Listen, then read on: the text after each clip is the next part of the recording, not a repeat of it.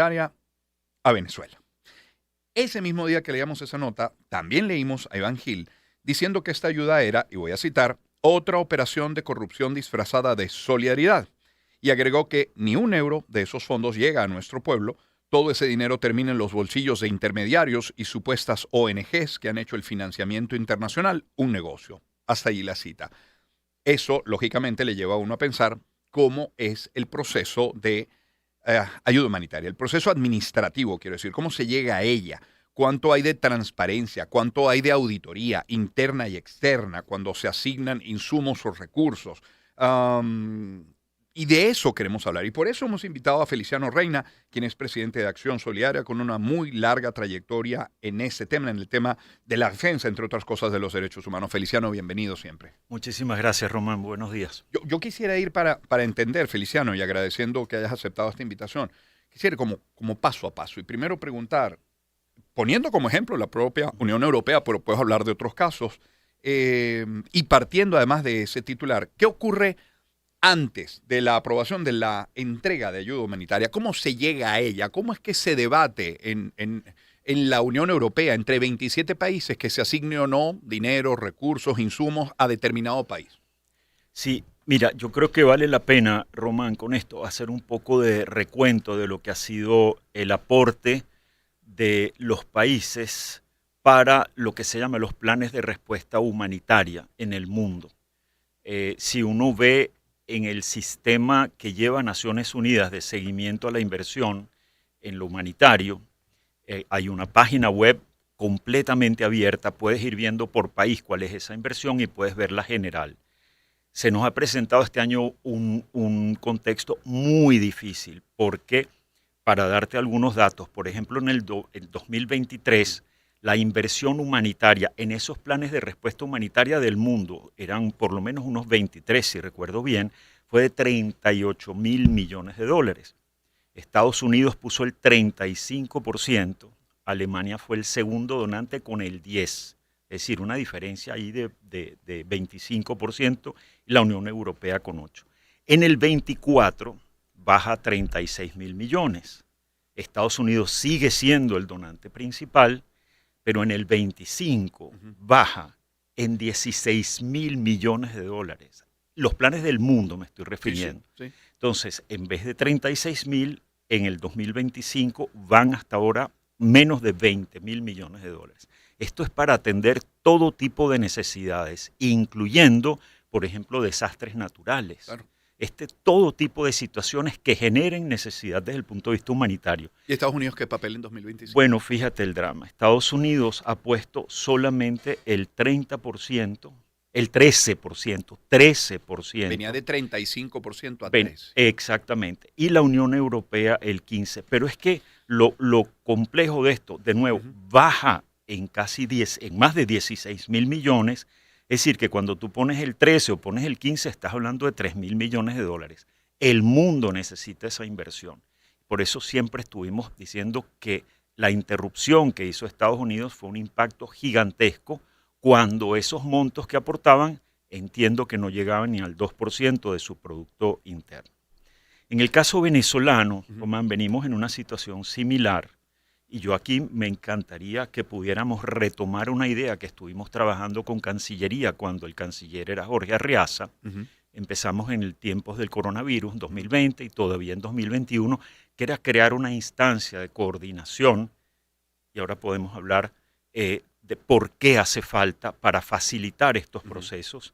Entonces, fíjate, con estos recursos de los que habla el canciller, después entramos un poco más de detalles en los temas de transparencia. Haciendo el recuento, en el 23 Venezuela movió 400 millones de dólares. De los 600, acuérdate que estábamos hablando antes de miles de millones, ahora solo de millones de dólares necesarios. En el 23, 400 millones de dólares. El aporte de Estados Unidos a través del sistema también de Naciones Unidas fue casi del 50%, y el de la Unión Europea 16%. Mira la brecha. En el 24, 178 millones, que al final representan de la necesidad menos del 30%, Román. Estados Unidos puso el 48%, otra vez muy alto, y la Unión Europea el 21%. Este año vamos por 89 de una necesidad de 600 millones de dólares para la inversión humanitaria o en estos temas de necesidad social, que incluye de nuevo todo lo que puede ser el apoyo en los casos de las inundaciones estas Sí. enormes que hemos tenido. Bueno, con esa merma todavía, entonces ahora la Unión Europea ha puesto hasta ahora 50 millones y de este fondo que acaban de aprobar, que son 14 millones y medio en euros, creo que cerca de eso, 17, 20 en dólares, oye, representa por lo menos un incremento del 30%. Estados Unidos apenas ha puesto una 2.4, si la baja es inmensa, está apoyando mucho a España, está apoyando el fondo sueco, y bueno, lo dejo hasta ahí ahora para entrar en esos temas Sí, eso de lo seguimiento. asignan porque lo solicitan las ONGs, en algunos casos lo solicitan países. ¿Quién solicita esa ayuda? O por decisión propia, motu propio, llega una organización, un grupo de países aliados como la Unión y decide asignar eso. Y dinos que asigna. Dinos se asignan dinero en efectivo, insumos, maquinaria. ¿Cómo se maneja esto antes de que la ayuda siquiera llegue? Seguro, fíjate, nace de eso que se llaman el plan que se llama el plan de respuesta humanitaria, son los planes de respuesta humanitaria del mundo, que nacen de unos análisis multilaterales, es decir, entran varios actores a hacer esos análisis, existe un panorama de necesidad humanitaria global y Ujú. después existe el panorama de necesidad humanitaria de país. De allí se va armando el plan de respuesta y entonces se propone a cooperantes globalmente para tomar la decisión de cómo distribuir fondos que no cubren nunca la La necesidad necesidad. total que aparece en los planes de respuesta humanitaria, nunca. Entonces, digamos, por eso nos parece a nosotros tan importante que Venezuela esté considerada en este momento entre tanta dificultad y en una merma de fondos para apoyo a los países tan grande, Sí. Román. Eh, y de nuevo, eso quiere decir también que ha habido del sistema de coordinación aquí Ujú. nacional de Naciones Unidas, de organizaciones locales, de organizaciones internacionales, un trabajo muy comprometido de incidencia para decir Venezuela necesita este apoyo y habiendo tantas situaciones complejas, Sí. oye, que nosotros estemos entre esos países prioritarios como una forma de apoyar a una población Ujú. que de nuevo está expuesta a distintos tipos de problemas y en muchos casos estos que han generado, por ejemplo, las inundaciones, es importantísimo. Claro. Esto es una ¿Qué, muy buena Qué noticia. importante lo que dices, porque sí, efectivamente, que se considera Venezuela cuando ocurre lo que ocurre en Gaza, cuando ocurre lo que ocurre en todo Oriente Medio en Ujú. general, la guerra en Ucrania, la situación en Sudán, la hambruna en países africanos que todavía existe, la situación en Haití o en Cuba, si queremos venirnos más cerca, que se considere Venezuela es importante. Una vez aprobada esa ayuda, ¿eso en qué llega? Decía yo, en especias, en insumos, en equipos, en apoyo con personal, en dinero efectivo. ¿Cómo llega? Esto, yo diría que son distintas formas de inversión, pero en este caso vendrían a través del sistema de Naciones Unidas, Ujú. todos estos recursos probablemente, y hay algunos también que llegan, según se haya establecido el convenio, algunas de las organizaciones internacionales, porque también hay que pensar que esto que viene a través de la Dirección General de Protección Civil y de los temas de asistencia humanitaria, ellos solo pueden trabajar a través de organizaciones europeas que tienen muchísimos años de acción, Román, y entonces hacen el traslado de recursos y eso después a los proyectos que se hayan Exacto. propuesto dentro de todo ese plan, pues van fluyendo hacia, y yo creo que en esto también muy importante, una idea de localización, de que organizaciones nacionales en distintos países del mundo puedan también verse fortalecidas con estos fondos, es decir, que haya una posibilidad de ir dejando, porque uno espera también que estas situaciones se superen, em, de necesidad, vayan dejando capacidad instalada para poder optar a esos Ujú. recursos, sea a través de los que lleguen por el sistema de Naciones Unidas, UNICEF, ACNUR, Organización Panamericana de Salud, todas ellas. Tú tienes que pasar por unos procesos de verificación de capacidades, de, digamos, de contar, por ejemplo, con código de ética, con prácticas administrativas que son las apropiadas para Ujú. manejar estos recursos, con tienes que manejar temas de conflicto de interés, tienes que tener políticas, por ejemplo, para prevenir los abusos y acoso sexual en las organizaciones. Todo eso tiene que estar trabajado, presentado y manejado como parte de los procesos que entonces te harían elegible a recibir los recursos. Y dependiendo de la organización o de la institución, por ejemplo, en el caso de Naciones Unidas, sea UNICEF o los otros, el receptor en toda la cascada tiene que presentar periódicamente pruebas de cómo se está implementando ese recurso de acuerdo con lo que se presentó como proyecto, Román. Esto es, iba a, vamos a decir, gastar o invertir tanto en personal, y el personal no es cualquiera, es con estas características. Y vamos a hacer tanto en terreno, estas son las actividades en terreno. Estos son los estados con los que nosotros vamos a estar trabajando. Estas son las comunidades. Tenemos que rendir cuenta a las comunidades de las actividades que estamos haciendo. ¿Y los organismos donantes solo se creen lo que le envía la ONG o tienen su propia capacidad de auditoría y de verificación? Tienen que tenerla. Al final piensa que no puede Europa, porque este es el conjunto, digamos, de la Comisión Europea, no puede conformarse en que presentes cualquier cosa y tiene que haber, y los medios de verificación de cómo esos recursos se han utilizado. Y después, de nuevo, se hacen, yo sé que a veces frustra mucho, porque, y seguramente en algún momento escribirán, a mí no me ha llegado nada de lo humanitario, es que las necesidades son muchas, hay por supuesto una respuesta que habría que ir fortaleciendo y parte del trabajo, por ejemplo, de la Organización Panamericana de la Salud tiene que ver con eso, con el sistema de salud pública. Tienes que seguir apoyando a los sistemas públicos, el de educación, el de salud y así en general. Entonces, claro, la necesidad es muy grande, los fondos, como estamos viendo, muy limitados, no siempre te llega, pero si vas midiendo, realmente hay unos aportes a comunidades en necesidad muy grandes. Solo basta ver en redes, por ejemplo, una vez más, cuando ha habido estas situaciones de inundación, ahí está Cáritas, ahí está la Cruz Roja venezolana, están presentes de inmediato y te das cuenta cómo está trabajando y detrás de su esos voluntariado. esta ayuda humanitaria. Detrás de esto tiene que haber una parte de la cooperación, es que no puede ser de otra forma, Román, pero se rinde cuentas. Y aquí yo, mira, te digo, con lo que comenzabas con el canciller, yo creo que es importante que podamos retomar aquella idea de hacer un proceso de coordinación. En aquel momento se hablaba del fondo social, de los temas de los acuerdos de Barbados y todo esto. Qué importante hubiera sido contar con esos $3.000 millones de los que se hablaba. Pero hoy todavía hay mucho que se puede hacer. Aquí hay mucho compromiso, Román, mucha organización nacional, apoyo de las internacionales, la coordinación de Naciones Unidas a través de OCHA aquí, que tiene mucho que dar. De manera que yo más bien llamaría a que pudiéramos retomar aquellas conversaciones de crear una instancia de coordinación, porque tú hiciste otra pregunta importante, ¿cómo llegan? Hay mucho en insumos.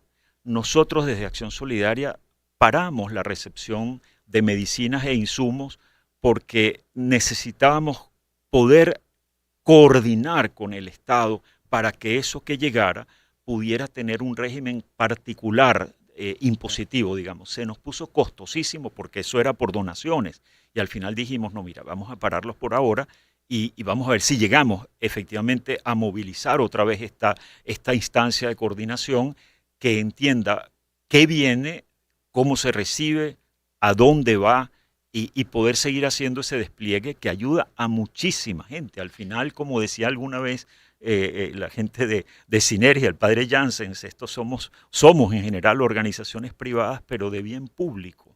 ¿Sabes? Nuestro aporte también es a las necesidades de la población en un apoyo a las instituciones estatales que tienen debilidades innegables. Es presidente de Acción Solidaria, Feliciano Reina, nuestro invitado. Si entiendo bien, Feliciano, resulta que puede Acción Solidaria ser el beneficiario de la entrega de la donación de unos medicamentos, pero Acción Solidaria tendría que pagar impuestos por la importación de esos medicamentos. Bueno, se fueron, vamos a decir, pudimos hasta un momento, hasta el año pasado, traerlos de una forma en la que no tenían esa carga. Después hubo unos cambios en aduanas, en puertos, aeropuertos.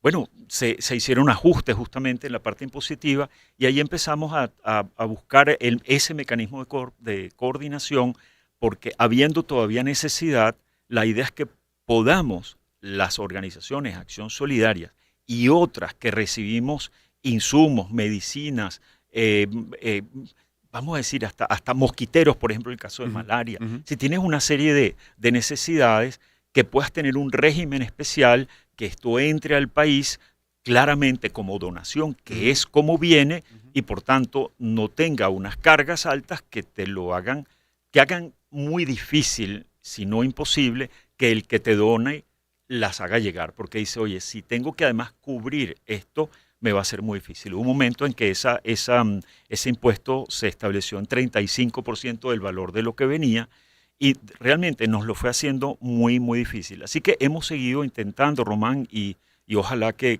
pueda llegar este mensaje, intentando crear ese mecanismo que se quedó en veremos, y que yo creo que en este momento puede reunir a muchas de estas organizaciones como la nuestra, que recibimos estas donaciones, oye, podernos coordinar y hacer que sigan llegando, sobre todo en esta merma, además de lo que es recurso económico, y que podamos seguir apoyando a personas en todo el país.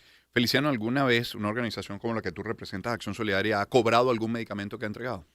No podemos hacerlo, Román, de ninguna manera, digamos, unos esfuerzos de este tipo implican ningún cobro. Nosotros, mira, todavía ahora hemos hecho acuerdo con organizaciones nacionales, empresas nacionales, estamos trabajando muy bien con Farmatodo, con la droguería Nena, son aportes por supuesto mucho más pequeños, pero estamos recibiendo entre 80, 100, a veces 120 personas en un día que vienen por medicina para hipertensión, diabetes, temas respiratorios, y digamos, no hay manera, lo estamos recibiendo como un aporte de ellas a nosotros, y nosotros somos el canal. Lo mismo en organizaciones aliadas que están distribuidas por todo el país, que hacen un trabajo muy comprometido, desde las religiosas que están en distintas comunidades, hasta las que, digamos, en su momento trabajaron en otros temas de desarrollo. Sí. Ahí están instaladas en los distintos estados y han hecho ese servicio. Nunca hemos recibido, Román,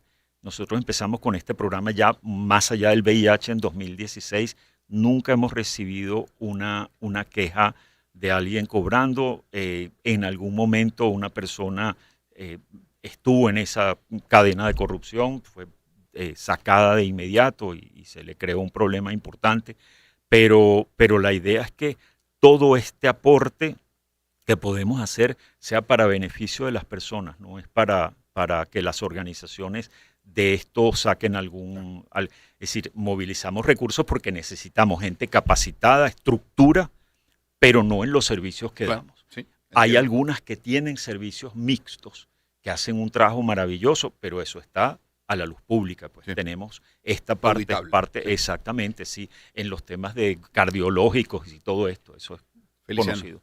Agradezco nuevamente tu presencia en el estudio, que hayas aceptado la invitación. Feliz día. Gracias a ti, Román, y a tu equipo. Feliciano Reina es presidente de Acción Solidaria. Qué oportuno tener un tema como este de George Michael, que ya por título Fe. Encuentro de generaciones. Éxitos. Caracas, Valencia, Maracay, Puerto La Cruz, Puerto Ordaz, Barquisimeto, El Vigía, Mérida, Táchira, Margarita, Maracaibo, Maturín, Guarenas, Guatire. Éxitos. Sonidos en primera fila.